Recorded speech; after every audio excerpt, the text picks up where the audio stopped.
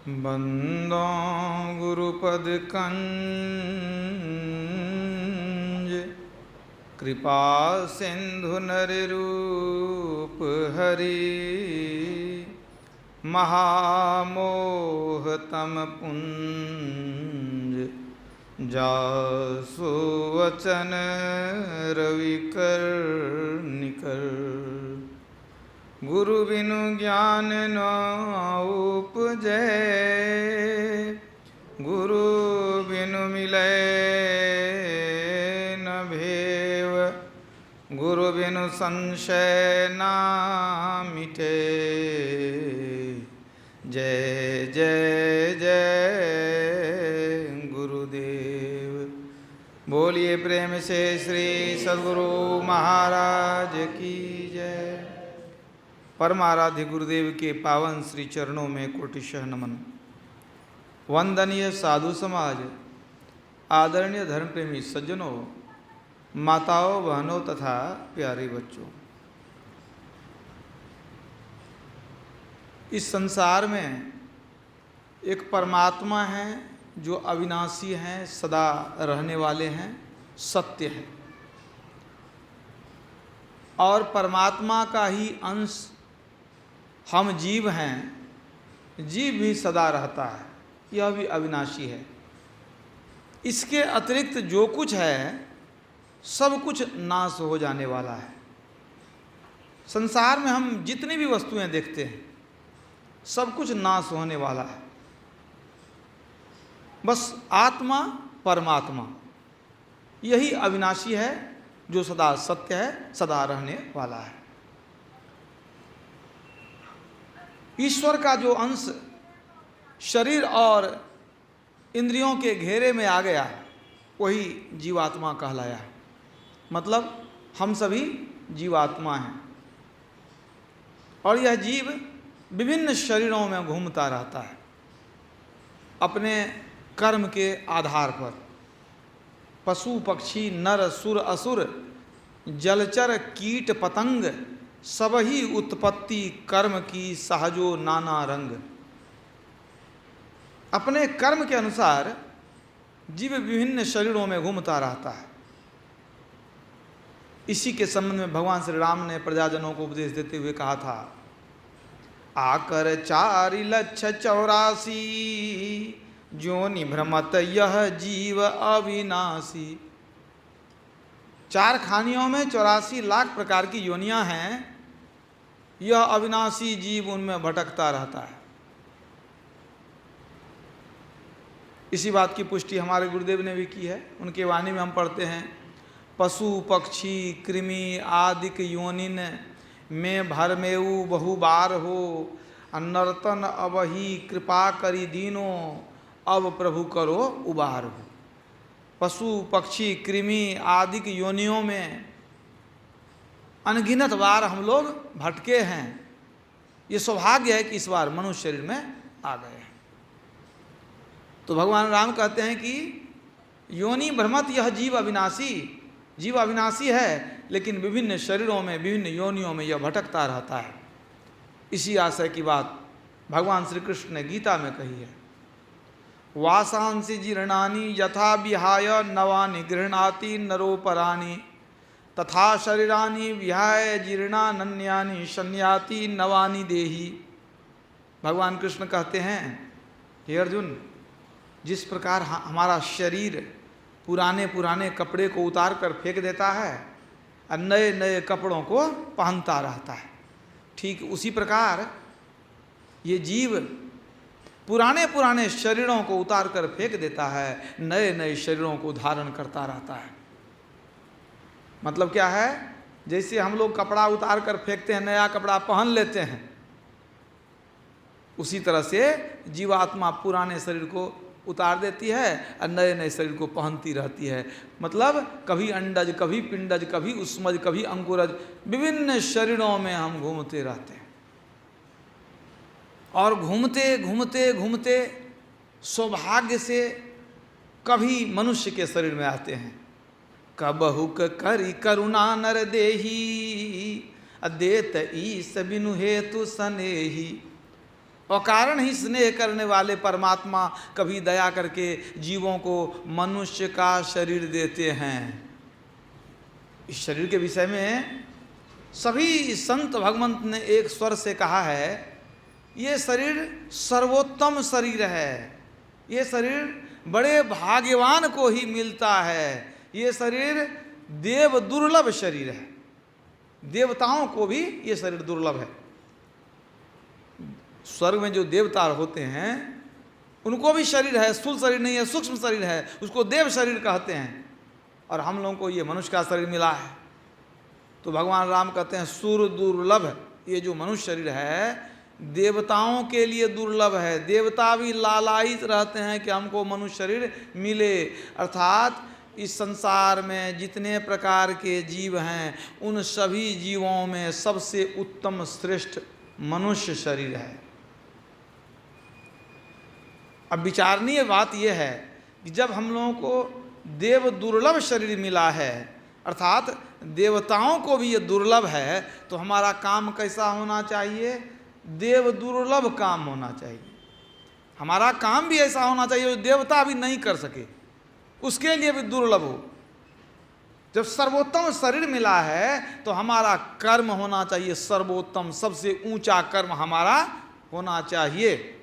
तो ये उत्तम शरीर मिला, लेकिन हमको अगर ये पता नहीं चले कि किस उत्तम कर्म के लिए शरीर परमात्मा ने दिया है, तो क्या होगा? जो मन में आएगा वही करते हुए जीवन को बिता देंगे। खाना पीना और सो जाना यह काम है पशु समाना। पशु के तरह खाते पीते सोते जीवन को बर्बाद कर लेंगे। तो इस उत्तम शरीर का लक्ष्य क्या है? इसका हम क्या सदुपयोग कर सकते हैं? देव दुर्लभ कर्म कौन सा है जो हमको करना चाहिए? तो दुर्लभ शरीर तो परमात्मा ने दिया, लेकिन यह जानना जरूरी है कि इस शरीर से हम कौन सा कर्म करें और कौन सा कर्म नहीं करें। हमारा कर्तव्य क्या है, हमारा अकर्तव्य क्या है। जब तक नहीं जानेंगे, नहीं जानने से अकर्तव्य कर्म कर लेंगे, जो नहीं करना चाहिए वह कर लेंगे, या फिर इस कीमती शरीर को हम लोग यूं ही बर्बाद कर देंगे। उत्तर गीता में भगवान श्री कृष्ण ने कहा, आहार निद्रा भय मैथुनं च सामान्य में तत्पशुभिर नारानाम। यदि कोई व्यक्ति आहार निद्रा भय और मैथुन इसी में जीवन को बर्बाद कर लेता है तो वह पशु के समान है, उसका जीवन पशु के समान है। आप देखिए, भोजन करना, सोना, डरना, बाल बच्चे पैदा करना, ये चारों गुण जैसे मनुष्य में है वैसे ही पशु में भी है। अगर इसी चारों में हम लोग अगर माना जीवन को बर्बाद कर लिए तो हमारा जीवन पशु के तरह ही बीत गया, मनुष्य नहीं बन सके। तो मनुष्य कैसे बनेंगे? कर्म से मनुष्य बनेंगे। हमारा कर्म कैसा होना चाहिए इसको हम लोग जानेंगे, और नहीं जानेंगे तो क्या होगा? नहीं भी जानेंगे तो एक दिन शरीर तो समाप्त हो जाने वाला है। ये जो दुर्लभ शरीर परमात्मा ने दिया तो ये सब दिन के लिए तो दिया नहीं। ये मुश्किल से 50 वर्ष, 60 वर्ष, 70 वर्ष, 80 वर्ष या 100 वर्ष या 125 वर्ष लोग जीते हैं। कोई कोई हो सकते हैं ऐसे कि 150 वर्ष जिंदा रहे, उसके बाद तो नहीं जिंदा रहेंगे। तो कहने का मतलब है उत्तम शरीर आपको मिला, अगर आप कर्तव्य कर्म को नहीं जाने तो यूं ही आपका शरीर बर्बाद हो गया। एक दिन तो चले ही जाना है। जानेंगे उपयोग तब भी जाएंगे, नहीं जानेंगे तब भी जाएंगे। सदुपयोग करेंगे शरीर का तब भी जाएंगे, और नहीं करेंगे तब भी जाएंगे। लेकिन सदुपयोग करेंगे तो क्या होगा? इस शरीर को प्राप्त करके जिस उद्देश्य के लिए मिला है, अगर उस उद्देश्य की पूर्ति हो जाए, अगर हम उस श्रेष्ठ कर्म को जान करके कर लें, तब क्या होगा? तब हम संसार से जो जाएंगे तो क्या होगा? हंसते हुए जाएंगे, संतुष्ट हो करके जाएंगे, निर्भय हो करके जाएंगे, और आगे का जो हमारा जन्म होगा वह भी उत्तम होगा और जीव का कल्याण होगा। हम किसी बुरी योनि में नहीं जाएंगे, अधोगति में नहीं जाएंगे। इसलिए मनुष्य को समझना चाहिए कि हमारा कर्तव्य कर्म क्या है। गुरु महाराज ने क्या कहा? समय गया फिरता नहीं, झट ही करो निज काम, अपने काम को जानो। जान करके करो, नहीं भी जानोगे तो शरीर समाप्त हो जाएगा। नहीं भी जानेंगे कर्म को, यूं ही खाते पीते सोते जीवन बर्बाद कर लेंगे तो भी शरीर समाप्त हो जाएगा। उदाहरण देता हूं छोटा सा। एक किसान था, नदी के किनारे उसका खेत था, तो खेत में बहुत ऊंचा मचान बना करके उस पर बैठ करके रहता था। क्यों? चिड़िया को उड़ाने के लिए। कौआ है या मैना है और भी चिड़िया लोग आते रहती थी, चिड़िया और फसल को बर्बाद कर देती थी, तो चिड़ियों को उड़ाते रहता था। तो सबसे पहले वो तो पत्थर चून करके जमा करता था, मचान पर बैठ जाता था, एक एक पत्थर मार करके चिड़ियों को भगाते रहता था। यही उसका काम था। अब उसको पत्थर चुनने में भी परेशानी लगे कि भाई दिन भर पत्थर फेंकना है तो चुन कर रखना पड़ेगा, वो भी परेशानी की बात। एक दिन कहीं ज़मीन कोड़ रहा था अपना खेत, उसमें एक घड़ा मिल गया। घड़ा में देखा कि बहुत छोटा छोटा पत्थर भरा हुआ है। वो खुश हो गया कि बहुत चुनते थे तब पत्थर जमा करते थे, हमको इतना पत्थर मिल गया, अब तो कई दिन तक हम चिड़िया को उड़ाते रहेंगे, हमको कष्ट नहीं होगा। वो घड़ा लेकर के बैठ गया मचान पर, अब चिड़ियों को उड़ाने लग गया। अब कई दिन तक पत्थर चुनना नहीं पड़ा, खूब उड़ाया चिड़ियों को, पत्थर मार मार करके। बगल में नदी थी तो उसी में, नदी में जो पानी में वो पत्थर चला जाता था, इधर उधर जंगल में, झाड़ में, कहीं ना कहीं चिड़ियों को उड़ाते फिरता था।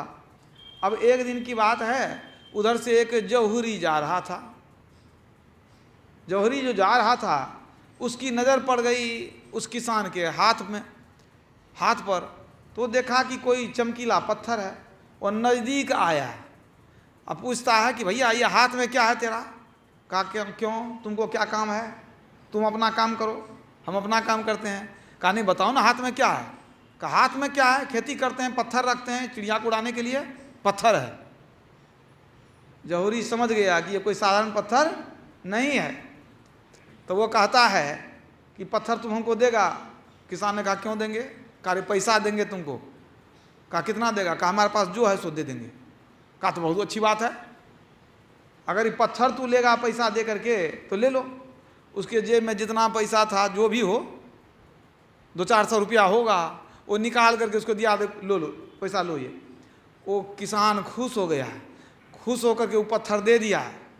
ये बहुत खुश हुआ कि देखो कितना पैसा मिल गया, कितना मूर्ख ये, माने क्या कहते हैं, जौहरी है, ये आदमी कितना मूर्ख है कि हमको एक छोटा सा पत्थर के बदले में इतना रुपया दिया, अब तो कितना काम होगा इस रुपये से। ये भी खुश। अब वो आदमी जौहरी जो था वो पत्थर लेकर के वो भी बहुत खुश हो गया। वास्तव में वो पहचान गया कि ये पत्थर जो था वो क्या था, वो हीरा था, वो पत्थर हीरा था। तो अब देखिए जौहरी खुश है कि हमको हीरा मिल गया, लाखों करोड़ों की संपत्ति मिल गई। लेकिन सोचिए वो मूर्ख किसान अगर जानता कि हमको एक घड़े में हीरा भरा हुआ मिल गया था, अगर उसको जानता, वो उसका सदुपयोग करता, तो वह गरीब नहीं रहता, बहुत बड़ा अमीर आदमी हो जाता। लेकिन पत्थर तो उसको मिला, लेकिन पत्थर का उपयोग नहीं जाना। तो नहीं जाना फिर भी उपयोग तो किया, जितना ज्ञान था उतना उपयोग किया। क्या उपयोग किया? तो सारा हीरा कौआ उड़ाने में बर्बाद कर दिया। कौआ को उड़ाने में सारा हीरा बर्बाद कर दिया। क्यों? अज्ञानता के कारण। आज जौहरी को एक हीरा मिल गया, वो खुश होकर चला गया। तो कहने का मतलब क्या है, हम लोगों को बड़ा कीमती शरीर मिला है, सुर दुर्लभ सब ग्रंथ ही गावा। देव दुर्लभ शरीर तो मिल गया है, अगर इस शरीर का उपयोग नहीं जानेंगे, इस शरीर की कीमत को नहीं पहचानेंगे, तो हम लोग क्या करेंगे? जैसे किसान कौआ उड़ाने में हीरा को बर्बाद कर लिया, उसी तरह हम लोग खाने पीने सोने में ही इस शरीर को बर्बाद कर लेंगे। अति दुर्लभ है तन मानुष को, अति दुर्लभ है तन मानुष को, यह पारस ज्ञान विचारिए जी। गुरु मंत्र दियो जो दया करके, सो इस श्वास में श्वास उचारिए जी। प्रभु प्रीति की ज्वाल प्रज्वाल करो, और पाप के बीज को जारिए जी। दुख भंजन नाम निरंजन का, कबहू मति भूल विसारिए जी। ये दुर्लभ शरीर मिला है, इससे हम बहुत दुर्लभ काम कर सकते हैं। इस शरीर से हम परमात्मा को प्राप्त कर सकते हैं।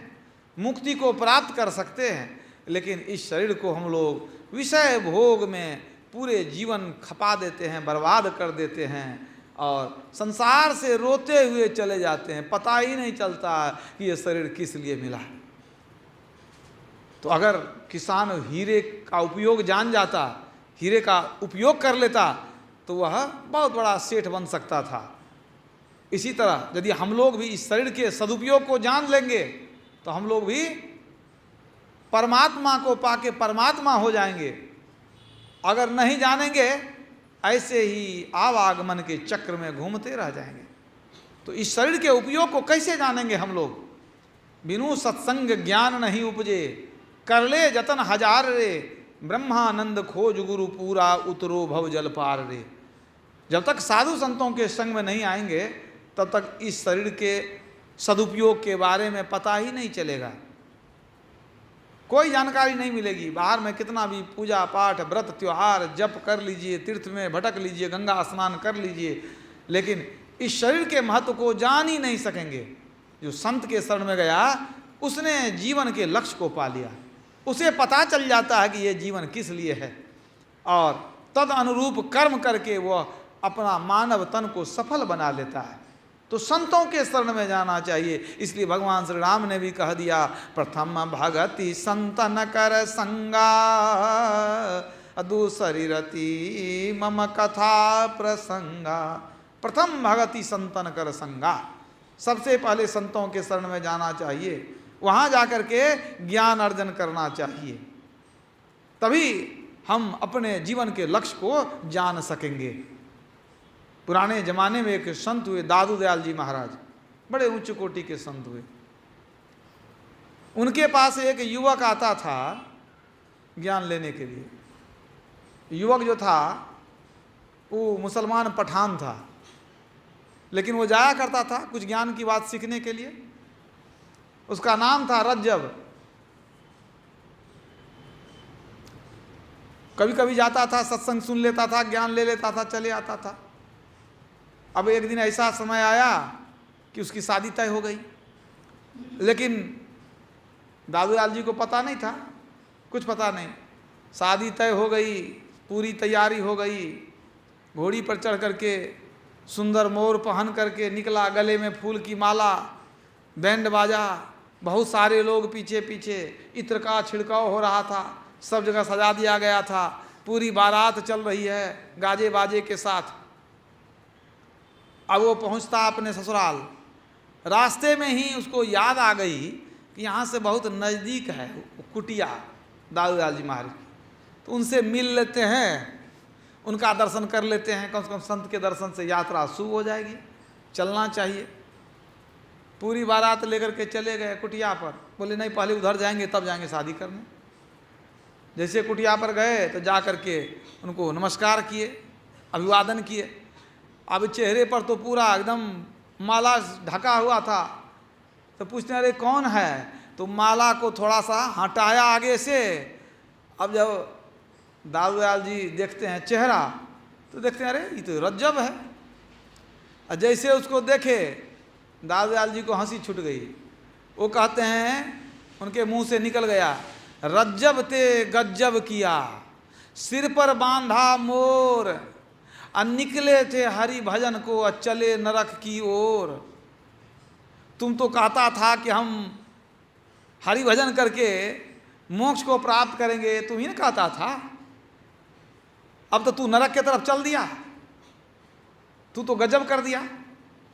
अब इस बात को सुन करके उसको ऐसा झटका लगा, संत की वाणी से ऐसा झटका लग गया उसको कि तुरंत जो है सारे बारातियों को सबको कह दिया कि सब कोई लौट करके घर चले जाओ। कहा क्यों? कहा अब हम सदा के लिए यहीं रहेंगे, अब हम जाएंगे ही नहीं यहाँ से, अब हमको नरक में नहीं जाना है। अरे दादूलाल जी जानते थे ये बहुत संस्कारी लड़का है, ये भक्ति कुछ करेगा तो बहुत जल्दी आगे बढ़ जाएगा। ये भी कहता था कि हम भक्ति करके खुदा का दीदार करेंगे, परमात्मा का दर्शन करेंगे। तो उनकी मौज हो गई, कह दिया। ऐसा झटका लगा कि सारी बारातियों को भेज दिया, घोड़ी भी भेज दिया, सब कुछ। और वो सदा के लिए दादूलाल जी के शरण में रह गया। इतना ही नहीं, वो दूल्हे के वेश में ही रह गया। वो कहता था कि हम अपना वेश को नहीं छोड़ेंगे, हमको याद रहेगा कि हम क्या करने जा रहे थे, अब हम दूल्हे के वेश में रहेंगे। तो रोज़ स्नान करके दूल्हा के तरह सज संवर लेता था। अब बस दादूलाल जी की सेवा में दिन रात, वैसे उसी वेशभूषा में वो सब दिन दूल्हे के वेश में रहता था। और अब समर्पित भाव से सदा के लिए सेवा करने लग गया। सेवा करने के बाद दीक्षा भी लिया, ध्यान भजन भक्ति करने लग गया, जब भी करने लग गया। और धीरे धीरे उसकी भक्ति बढ़ने लग गई, भक्ति बहुत आगे बढ़ गई। अच्छे भक्त के रूप में वे प्रतिष्ठित हो गए रज्जब जी। उनकी वाणी है, रज्जब कही लगी रोइए, हंसिए कौन विचार, गए सो आवन को नहीं, और रहे सो जावन हार। कहते हैं रज्जब कही लगी रोइए, हंसिए कौन विचार।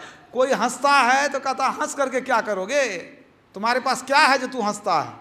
अरे जो है वो रहने वाला नहीं है, वो जरूर चला जाएगा। अरे वो किसी चीज़ के लिए रोता था तो उसको कहते थे कि तू रोता किस लिए है, रोने से क्या लौट के आएगा, लौट करके आने वाला नहीं है।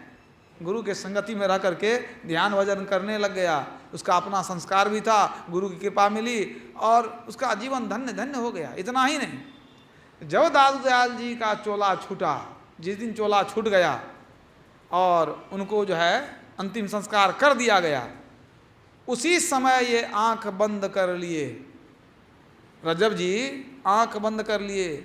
ताउम्र जितना दिन जिंदा रहे आंख खोलते ही नहीं थे, आंख बंद ही रखते थे। कोई कितना भी कहे कि आंख खोलते क्यों नहीं, तो वो कहते थे उदास होकर के कि जो दुनिया में सुंदर था वह देख लिया, अब देखने के लिए कुछ नहीं है। जब तक हमारे गुरु थे हमने गुरु को देखा, अब दुनिया में देखने लायक है क्या कि हम देखेंगे। अब इस दुनिया में हमारे देखने के लायक कुछ भी नहीं है, तो आंख बंद करके ही रहते थे। आंख बंद करने का मतलब बुझते हैं कि नहीं, जो आंख बंद करके ही रखेगा मतलब है कि सुमिरन भजन में उसको आसानी है कि नहीं। बैठा है आंख बंद है तो मतलब कुछ न कुछ सुमिरन भजन करता है। देखिए किस तरह से संत के शरण में जाने से, वो उसी दिन गया सो बात नहीं है, पहले से जाता था, पहले से ज्ञान लेता था, पहले से उसको संस्कार था। तो संत ने उनके जीवन को बदल दिया। वो समझ गया कि संसार में कुछ हंसी नहीं है, कुछ खुशी नहीं है, सभी कुछ नष्ट होने वाला है। और संसार की नश्वरता को समझ करके वो आंख भी बंद कर लिया और ध्यान भजन में ही अपने जीवन को उसने लगा दिया। तो ये समझने की बात है कि छूटना सब कुछ है, जिसको आप बहुत मजबूती से पकड़ते हैं वह भी छूट जाता है। ये संसार में कुछ भी रहने वाला नहीं है, इस बात को समझिए और मोह के बंधन से अपने को निकालिए। अगर हम संसार के आसक्ति में पड़े रह जाएंगे तो क्या होगा, जाना तो एक दिन है। संसार की वस्तुओं को जमा करते करते करते करते ही चले जाएंगे।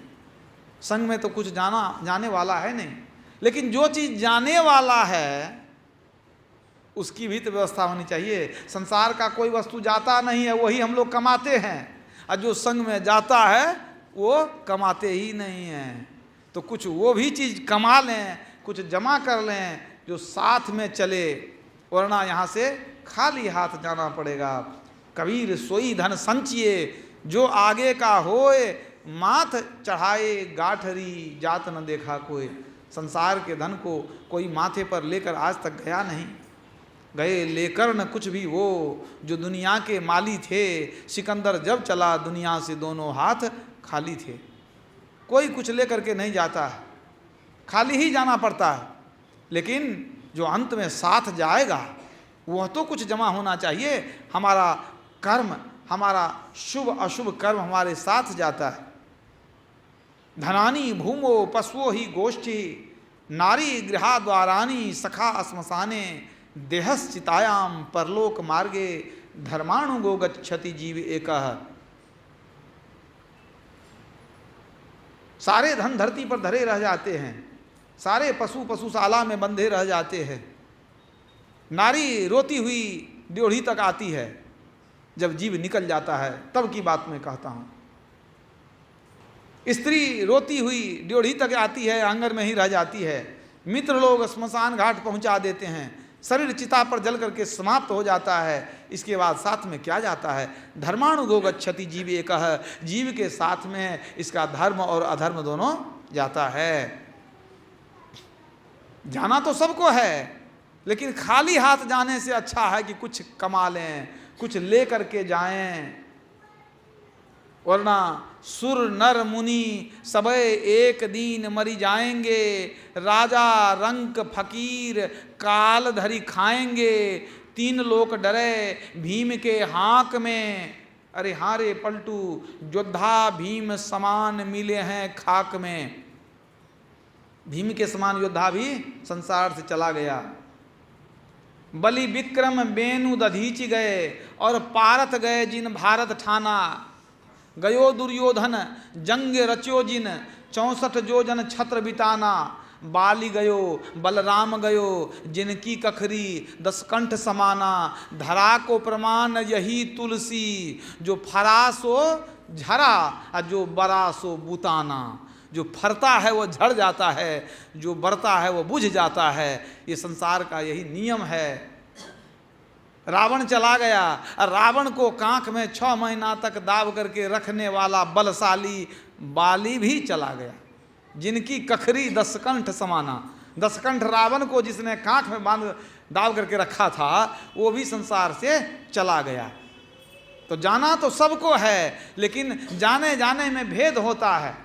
जाना तो निश्चित है, लेकिन जाना जाने में भेद होता है। कबीरा जब हम पैदा हुए, जग हंसे हम रोए, ऐसी करनी कर चलो, हम हंसें जग रोए। हम संसार से रोते हुए नहीं जाएं, हम संतुष्ट होकर जाएं, हम निर्भय होकर के जाएं, हंसते हुए जाएं। ये कैसे होगा? अपने कर्तव्य को पूरा करके जाएंगे तो हंसते हुए जाएंगे, कोई भय नहीं रहेगा।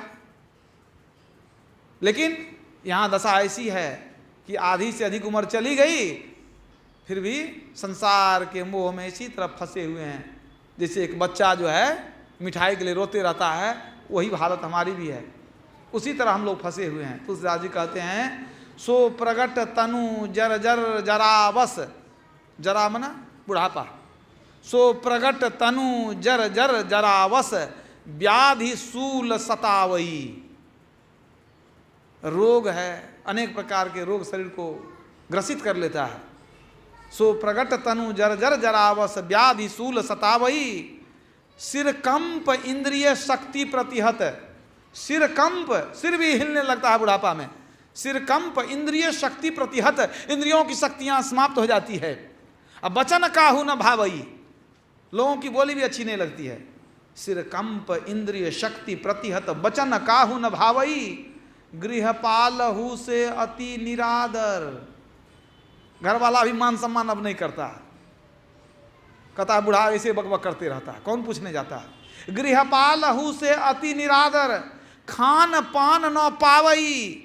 ऐसे हु दशान विरागतः, तृष्णा तरंग बढ़ावई। ऐसी दुर्दशा हो गई है, इंद्रियां बेकार, शरीर बेकार, सिर कांपने लगा, घर में आदर नहीं, भरपेट ठीक से भोजन नहीं मिलता है। लेकिन ऐसे हु दशा न विरागतः, उस दशा में भी वैराग्य नहीं होता है, उस दशा में भी भक्ति नहीं करते हैं, उस दशा में भी संसार के लिए नाती पोता बेटा बेटी इसी के बारे में सोचते रहते हैं, और बंधन को ही डालते रहते हैं अपने ऊपर। भूलियु मन माया उलझायु, जीव जीव कर्म कियु लालच लगी, तिह तिह आप बंधायु।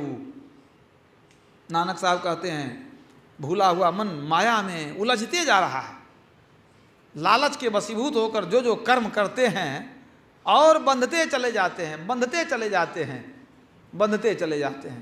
पहला बंधन पड़ा देह का, दोसर त्रिया जान, तेसर बंधन पुत्र विचारो, चौथा नाती मान। आ नाती के कहीं नाती होवे तब कहू कौन ठेकान। धन संपत्ति अरु हाट हवेली, यह बंधन क्या करूं बखान।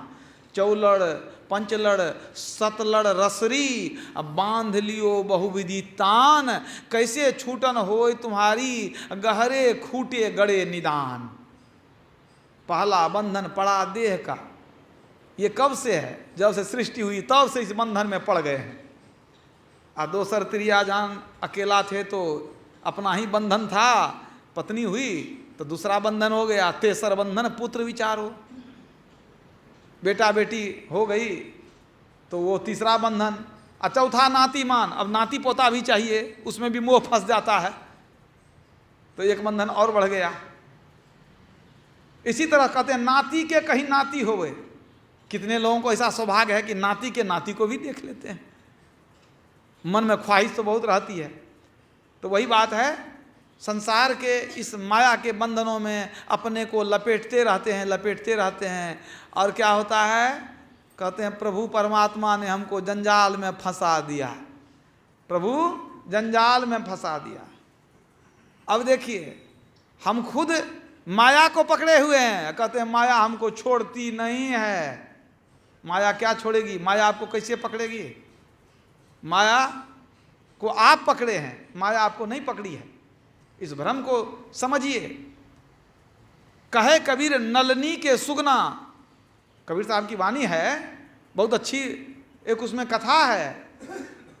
तो ही कवन पकड़ो अपन पो आप हुते बिसरो, कहे कबीर नलनी के सुगना। छोटा सा प्रसंग है। शिकारी क्या करता है कि एक डाल पर एक गोल, जैसे कि बांस को काट दीजिएगा बीच में छेद हो जाता है तो गोल पाइप हो गया ना, उसी तरह का पतला बांस को उस तरह से बना करके एक टहनी में घुसा करके उसको कहीं बांध देता है पेड़ पर। मतलब वो अगर उसको कोई पकड़ेगा तो घूम सकता है। जैसे कि आप पंखा में कैसे पकड़ते हैं तो घूमता है, उसी तरह एक छोटा सा नली होता है, उसके अंदर में एक लकड़ी डाल करके उस लकड़ी को बांध दिया तो नली तो घूमेगी। और उसके बगल में थोड़ी ही दूर पर बगल में ही सुगा के खाने लायक कोई फल आदि टांग देता है। कुछ टांग दिया सुंदर सा, कुछ आकर्षित हो जाएगा। सुगा दूर से आया, उड़ते हुए आता है, देखता है खाने वाला कोई मिठाई है या फल है, तो बैठेगा कहाँ? तो बगल में तो वो नली लगा हुआ है ना, वो नली है, उसी पर बैठने का जगह मिल गया उसको। तो बुझा कि भाई पेड़ में ये डाल है, यहीं बैठ जाते हैं। अब वो नली पर सुगा बैठ गया। अब आगे में वो फल टंगा हुआ है, और जैसे आगे गर्दन को झुकाता है कि फल को खा लेंगे, तो जब आगे पूरा झुकेगा तो क्या होगा? वो तो घूम जाएगा ना, नली घूमेगी तो सुगा लटक जाएगा नीचे। जैसे वो तो पकड़े हुआ है नली को, आगे बढ़ा, झूल गया नीचे, तो पैर से पकड़ा है नली को। अब सुगा फड़फड़ा रहा है कि हमको कौन पकड़ लिया। सुगा क्या सोचता है कि हमको कोई पकड़ लिया। वो मूर्ख नहीं समझता है कि हमको पकड़ा नहीं है, हम इस पैर से नली को पकड़े हुए हैं, इसीलिए उल्टा झूल गए हैं। अगर उसको ज्ञान रहे कि हम पैर खोल देंगे तो हम उड़ जाएंगे, वो सोचता है हम मर जाएंगे, हमको पकड़ लिया है। उसी भ्रम में उल्टा लटका हुआ है। शिकारी आता है, जाल डाल करके पकड़ लेता है उसको।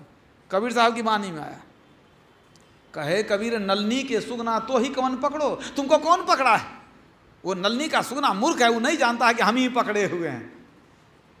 दूसरा उदाहरण कबीर साहब ये भी देते हैं अपने भजन में कि बंदर पकड़ने वाला क्या करता है? छोटे मुंह वाला घड़ा, उसको क्या करता है? जमीन के अंदर गाड़ देता है, छोटे मुंह वाला घड़ा। और क्या करता है कि जंगल में इधर उधर साफ सुथरा कर दिया, और जो बंदर को पसंद हो वैसी मिठाई जहाँ तहाँ टुकड़ा थोड़ा थोड़ा गिरा देता है। और उसके बाद वो पूरी मिठाई, मान लीजिए कि लड्डू है, तो पूरा लड्डू जो है उस घड़ा के अंदर डाल दिया और टुकड़ा सब जहाँ तहाँ गिरा दिया। तो बंदर आता है, देखता है, जहाँ तहाँ उठा उठा खाया, बड़ा स्वादिष्ट लगा। वो खाते खाते कहाँ है, खोजते खोजते आ जाता है घड़ा के पास। तो बाहर वाला तो चुन चुन के खा लिया, मन तो भरा नहीं, क्या कि छोटा सा टुकड़ा था।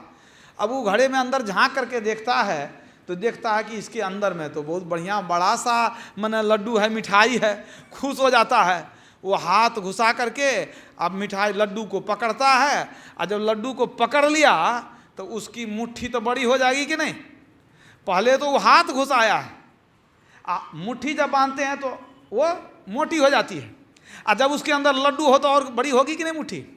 अब जैसे वो मुट्ठी को में लड्डू को पकड़ा, अब जो लेके निकाला, तब तो उसका हाथ फंसेगा कि नहीं? तो फंसेगा। अब वो कहीं कहीं करना शुरू करता है। अब वो सोचता है कि हमारा हाथ कोई धर लिया, पकड़ लिया।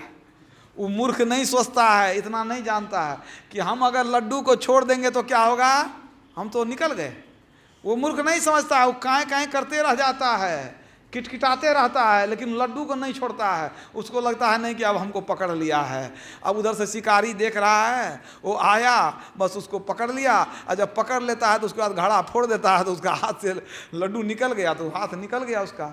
मतलब क्या हो गया, वो मूर्ख जैसे लड्डू को पकड़ा है, लेकिन वो क्या बूझता है कि हमको किसी ने पकड़ लिया है।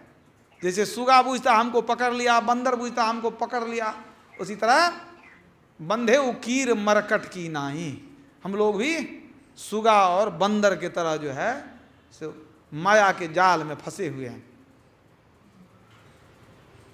ईश्वर अंश जीव अविनाशी, चेतन अमल सहज सुखराशि, असो माया बस भयउ गोसाई, बंधे उकीर मरकट की नाई। बंदर और सुगा का उपमा तुलसीदास जी भी देते हैं कि माया में फंस करके हम लोग कैसे नाच रहे हैं, माया कैसे नचाती है, जैसे मदारी बंदर को और सुगा को नचाता है। तो कहने का मतलब क्या है, हम लोग कहते हैं कि संसार में छुट्टी नहीं मिलता है। आप अपने माया के जाल को बहुत पसारते हैं, मन को पसारते जाते हैं और ईश्वर से दूर होते चले जाते हैं। गुरु महाराज ने ये नहीं कहा कि रोजगार नहीं करो, कमाओ नहीं, भीख मांग करके खाओ, ऐसा नहीं कहा गुरु महाराज ने। गुरु महाराज ने कहा पसीने की कमाई खाओ। कोई जमाना था कि साधु लोग भीख भी मांगते थे, लेकिन हमारे गुरुदेव जब से ज्ञान मिल गया, दीक्षा ली, उसके बाद वो भीख नहीं मांगते थे। बाबा देवी साहब ने पूछा था गुरु महाराज को कि बताओ तुम अपना जीवन यापन कैसे करोगे, अपना जीवन कैसे गुजारोगे, स्वावलंबी जीवन जियोगे आकि तुलसी सिस्टम से जियोगे। तुलसी सिस्टम माना तुलसी साहब भिक्षा मांग करके गुजारा कर लेते थे। गुरु महाराज ने कहा कि हम तो सोचते हैं क्या मधुकरी वृत्ति से ही काम चल जाए। मधुकरी वृत्ति माना भिक्षा करके अपना काम चला लेना। मधुकर भंवरा को देखिए, ये मधुमक्खी को देखिए, जहाँ तहाँ से अपना पराग लिया, फूल से अपना काम चला लिया। तो उन्होंने कहा गुरु महाराज ने बाबा देवी साहब को कि हम सोचते हैं कि मधुकरी वृत्ति से ही काम चला लेंगे। गुरु महाराज कहते हैं कि इसी तरह काम चलेगा। क्यों? स्वावलंबी जीवन जियो। हमारे पास जो आते हैं उनको हम स्वावलंबी जीवन का उपदेश देते हैं। पसीने की कमाई खाना चाहिए। गुरु महाराज ने कहा था गुरुदेव हम क्या करेंगे, कैसे कमा के खाएंगे? तो उन्होंने कहा केला लगाओ और बांस लगाओ, मेहनत करो। तो गुरु महाराज क्या कहते हैं, केला लगाएंगे, बांस लगाएंगे, और कितना दिन में फल देगा, और तब तक मर ही जाएंगे, तो उसका क्या काम आएगा? गुरु महाराज कहते हैं बाबा देवी साहब को कि तब तक अगर मर गए तो केला बांस क्या काम देगा? बाबा देवी साहब डांट करके कहते हैं कि हमको सिखाता है, और यदि 100 वर्ष जिएगा तब क्या खाएगा, सो बताओ, जो कहते हैं सो करो।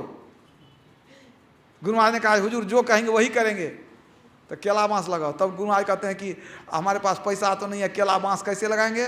बाबा देवी साहब ने कहा हम पैसा देते हैं। उस जमाने में 25 रुपया कितना निकाल के दिए थे। हम पैसा देते हैं, लेकिन हाँ याद रखो केला हो जाए अब बांस से कमाई हो जाए तो हमको पैसा लौटा देना। कहा हाँ गुरुदेव लौटा देंगे। उनको पैतृक जमीन थी बहुत पड़ी हुई, केला लगाए, बांस लगाए, अपने से मेहनत करते थे।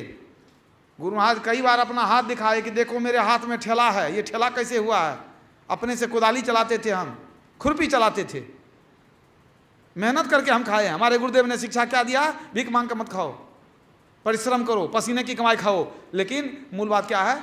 ईमानदारी की कमाई खाओ, ठग करके मत खाओ। जैसा खावे अन्न वैसा होवे मन। अगर गलत अन्न खाएंगे, चोरी करके ठग करके लाएंगे, उसको खाएंगे, उस अन्न से जो मन बनेगा उससे भजन नहीं होगा। याद रखिए, पवित्र कमाई का करो।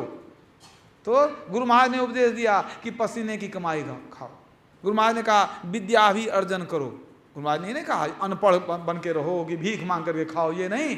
संसार में विद्या अर्जन करो, पसीने की कमाई करो, लेकिन भक्ति भजन मत छोड़ो। दिन बीतत जावे, आयु खुटावे, भजो भजो गुरु नाम। समय तो बीतता जा रहा है, कब अंत समय आ जाए ठिकाना नहीं है। इसलिए कबीर साहब कहते हैं, जब लगी जरा रोग नहीं आया, जब लगी काल ग्रसी नहीं काया, जब लगी बिकल भई नहीं वाणी, भजले रे मन सारंग पाणी। जब लगी जरा रोग नहीं आया, जब तक बुढ़ापा नहीं आई है, रोग नहीं आई है। जब लगी काल ग्रसी नहीं आया, जब तक आपको काल बुलाने के लिए नहीं आया है कि चलो। और जब लगी विकल भई नहीं वाणी, जब तक गले की वाणी अवरुद्ध नहीं हुई है, गले में आवाज बाकी है, भजले रे मन सारंग पाणी। यही जीवन का लक्ष्य है। मनुष्य शरीर मिला है ईश्वर की भक्ति करने के लिए। तो हम लोगों को चाहिए कि सत्संग करते रहें, ज्ञान अर्जन करते रहें। और जब ज्ञान हो जाए कि मनुष्य जीवन किस लिए है, क्या क्या करना चाहिए, क्या नहीं करना चाहिए, तो उसके बाद क्या करिए, इसके बाद दीक्षा भी लीजिए। बिना गुरु से दीक्षा लिए अपने मन से जो भक्ति करते हैं, याद रखिए उस भक्ति से मुक्ति होने वाली नहीं है। राम कृष्ण ते को बड़ो, तिन्हू ने गुरु कीन, तीन लोक के ठाकुरे सो गुरु के अधीन। जब राम और कृष्ण को भी गुरु धारण करना पड़ा तो हम लोग किस खेत की मूली हैं।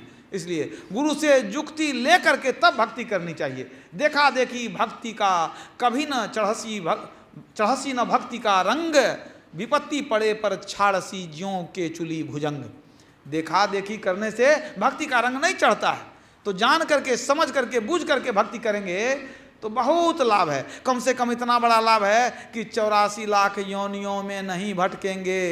याद रखिए, गुरु महाराज ने कहा है, जो दीक्षा लेकर के थोड़ा थोड़ा भी जब ध्यान करेगा, वह पशु पक्षी के योनि में नहीं जाएगा, या तो मनुष्य शरीर पाएगा या नहीं तो मोक्ष को पाएगा। जब तक मुक्ति नहीं मिली है तब तक बार बार मनुष्य का शरीर मिलता रहेगा, और इसी संस्कार से वह माने अगले जन्म में पुनः भक्ति करेगा, पुनः पुनः भक्ति करते रहेगा।